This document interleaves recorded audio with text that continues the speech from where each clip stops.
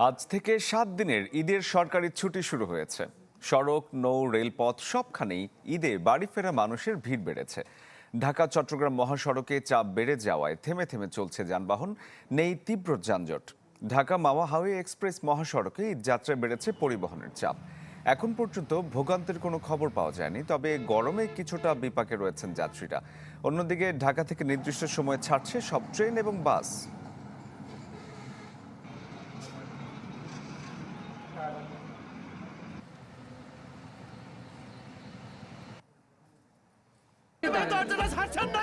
আমি কি কিছু ধরেছি নাকি? আপুটা আপনাকে চেক আউট করছে, জাস্ট কুল থাকুন।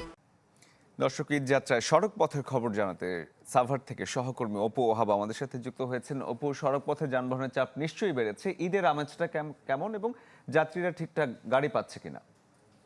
শরীফ, ঈদের দিন যত ঘনিয়ে আসছে যানবাহনের চাপ বাড়ছে, যাত্রীদেরও চাপ বাড়ছে। তবে ভোগান্তির চিত্র আমাদের নজরে এখনও পড়েনি। তবে পরিবহন যেটি বরাবরই হয় যে টিকিট সংকট এবং পরিবহন সংকট, সেটি এখন থেকেই শুরু হয়েছে। আমরা দেখছি যে কিছু কিছু ক্ষেত্রে কিছু কিছু রুটের ক্ষেত্রে, কারণ যেহেতু শিল্পাঞ্চল সাভার এবং আশুলিয়ার প্রায় অর্ধেক পোশাক কারখানা কিন্তু ছুটি হয়ে গেছে এবং আজকে হয়ে যাবে। অধিকাংশ প্রায় শতভাগ কারখানায় কিন্তু আজকে ছুটি দিয়ে দিবে। তো এই জন্য আমরা যেটা দেখতে পাচ্ছি যে বাস স্ট্যান্ডগুলোতে যেহেতু স্থায়ী কোনো বাস টার্মিনাল নেই এবং দেশের প্রায় প্রতিটি গন্তব্যে কিন্তু এখান থেকে বাদ যায়, এখান থেকে যাত্রীরা যে থাকে দেশের প্রায় প্রতিটি জেলায় উপজেলায় কিন্তু যেহেতু যাত্রীরা যায়, এই জন্য পরিবহন সংকট এটি বরাবরই একটি বিষয় হয়ে দাঁড়ায়। এজন্য কিন্তু দেশের বিভিন্ন স্থান থেকে আসলে এখানে এনে বাসগুলো এনে জড়ো করে রাখা হয়েছে। আমরা যদি একটু ক্যামেরার চোখে দেখাতে চেষ্টা করি, এটা নবীনগর বাস স্ট্যান্ড। এখানে এই যত দীর্ঘ এই পাশটি যদি দেখাই আমরা, অনেক বাস এখান থেকে যত দূর চোখ যায় আমরা কিন্তু বাস দেখতে পাই। এবং এটা আমরা কথা বলেছি এখানকার যারা পরিবহন সংশ্লিষ্ট যারা রয়েছেন, কাউন্টারে যারা রয়েছেন, তারা আমাদেরকে যে জিনিসটি জানিয়েছেন যে যেহেতু যেহেতু কারখানাগুলো ছুটি হয়ে যাবে কিছুক্ষণ পর, অর্থাৎ দুপুরের পর যখন ছুটি হয়ে যাবে, হাজার হাজার শ্রমিক কিন্তু তারা মাঠে চলে আসবে। তারা যখন চলে আসবে তখন আসলে এই পরিবহনগুলো দরকার হবে এবং তখন কিন্তু মুহূর্তের মধ্যেই আসলে এই বাসগুলো ভরে যাবে। এই জন্যই মূলত যাত্রী বাসগুলো পরিবহনগুলো এখানে এনে রাখা হয়েছে এবং দুপুরের পরে কিন্তু যানবাহনের চাপ আরও বাড়বে।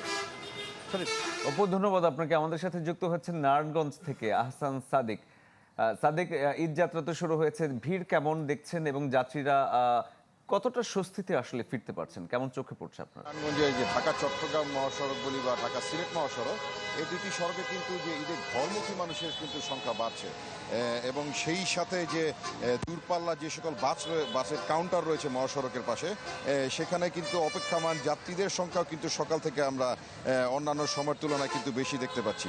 তো ঘরমুখী মানুষের আরেকটি বিষয় থাকে যে আসলে স্বস্তিতে বাড়ি ফেরার বিষয়টি। তো এই ক্ষেত্রে যদি জানাই যে ঢাকা চট্টগ্রাম মহাসড়ক বা ঢাকা সিলেট মহাসড়কে কিন্তু যে আইন শৃঙ্খলা বাহিনী যে কোনো ধরনের পরিস্থিতি ঠেকাতে 7টি পয়েন্টে কিন্তু তারা অতিরিক্ত পুলিশ মোতায়েন করেছেন।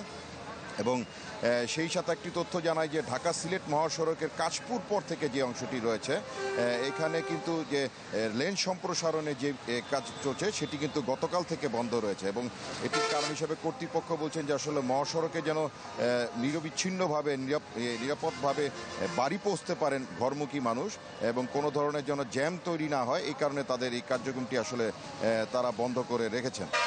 তো এখন পর্যন্ত বলা যায় যে ঢাকা চট্টগ্রাম মহাসড়ক বা ঢাকা সিলেট মহাসড়কে কিন্তু অনেকটা স্বস্তিতে কিন্তু আসলে ঘরমুখী মানুষ বাড়ি পৌঁছতে পারছেন। তবে একটি অভিযোগ রয়েছে, এটি গতকাল আমরা পেয়েছিলাম যে আসলে টিকিটের দাম কিন্তু যে গতকাল অন্যান্য সময়ের তুলনায় কিন্তু কয়েকটি স্থানে কিন্তু টিকিটের দাম বাড়তি নেওয়া হয়েছে। এই অভিযোগটি কিন্তু যে সাধারণ যাত্রী তারা করেছেন। তো তারা এই ক্ষেত্রে যথাযথ কর্তৃপক্ষের দৃষ্টি আকর্ষণ করেছেন যেন আসলে স্বস্তিতে এবং সেই সাথে কম দামে কিন্তু তারা বাড়িতে পৌঁছতে পারেন ভাড়া দিয়ে। তো এই হচ্ছে নারায়ণগঞ্জ থেকে সর্বশেষ পরিস্থিতি। সাদিক, ধন্যবাদ আপনাকে। আমাদের সাথে মুন্সিগঞ্জ থেকে শুভ যুক্ত হয়েছেন, শুভ ঘোষ। শুভ, দেখতেই পাচ্ছি আপনার ক্যামেরায় প্রচুর মানুষ বাড়ি ফিরছেন ঈদের আমেজে। চাপ কতটা আপনার ওখানে? বলা যায় বাঁধ ভাঙা মানুষের ঢল নেমেছে পদ্মা পাড়ে। আমরা কিছুক্ষণ আগে শ্রীনগরের সনবাড়ি থেকে মাওয়া প্রান্তের যে টোল প্লাজা এলাকাতে রয়েছে আমরা যদি একটু দেখাতে চেষ্টা করি, আপনি দেখতে পাবেন যে যানবাহনের একটি দীর্ঘ সারি কিন্তু পদ্মা সেতুর মাওয়া প্রান্তের টোল প্লাজা এলাকাতে রয়েছে। এবং সনবাড়ি থেকে টোল প্লাজা পর্যন্ত কিন্তু প্রায় ৮ থেকে ১০ কিলোমিটার পথে আমরা যানবাহনের দীর্ঘ সারি দেখেছি। তবে সেটিকে যানজট বলা যাবে না, কারণ যেসব যানবাহন এখানে আসছে তারা কিন্তু টোল দিয়ে দ্রুত সময়ের মধ্যেই সেতু অতিক্রম করতে পারছে। তবে ঢাকা মাওয়া এক্সপ্রেসওয়েতে যানবাহনের চাপ বৃদ্ধি পাওয়ার কারণে কিন্তু যানবাহনের এই দীর্ঘ সারিটি তৈরি হয়েছে এবং এই ধীরগতিটি কিন্তু অনেক দূর পর্যন্ত গড়িয়েছে। আমরা যেসব যানবাহনের উপস্থিতি এই মুহূর্তে মাওয়া প্রান্তে দেখতে পাচ্ছি, সেসব যানবাহনের মধ্যে কিন্তু আমরা যাত্রীবাহী বাসের চাপ সবচাইতে বেশি দেখতে পাচ্ছি এবং যেসব বাস এখানে আসছে সেসব যাত্রীবাহী বাসে কিন্তু তিল ধারণের কোনো ঠাঁই নেই। প্রত্যেকটি বাসে কিন্তু যাত্রীরা ঠাসাঠাসি করে যাচ্ছেন। তারা বলছেন যে কর্মব্যস্ত নগরী রাজধানী ছেড়ে তারা গ্রামের বাড়িতে পরিবার এবং প্রিয়জনের সাথে ঈদ কাটাতে যাচ্ছেন এবং কিছুটা ভোগান্তি হলেও সেটি তারা মানিয়ে নিচ্ছেন। তবে পথে পথে ভোগান্তির অভিযোগ এবং বাড়তি ভাড়া আদায়ের একটি অভিযোগ তারা করছেন।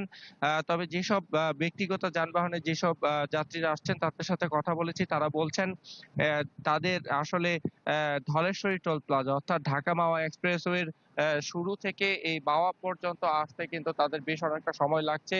আমরা দেখছি বিভিন্ন পরিবহনের সিট না পেয়ে খোলা ট্রাকে করেও কিন্তু অনেকে যাচ্ছেন এবং যারা আসলে বাড়ি ফিরছেন সেসব যাত্রীদের সাথে আমরা কথা বলেছি। তারা বলছেন যে আসলে দীর্ঘ সময় ধরে কিন্তু তারা এখানে আসলে টোল দেওয়ার জন্য অপেক্ষায় আছেন এবং একটি যানবাহনকে ধলেশ্বরী টোল প্লাজা থেকে এই যানবাহনের ধীর গতি ঠেলে মাওয়া পর্যন্ত আসতে কিন্তু প্রায় ঘন্টা খানেকের বেশি সময় লাগছে।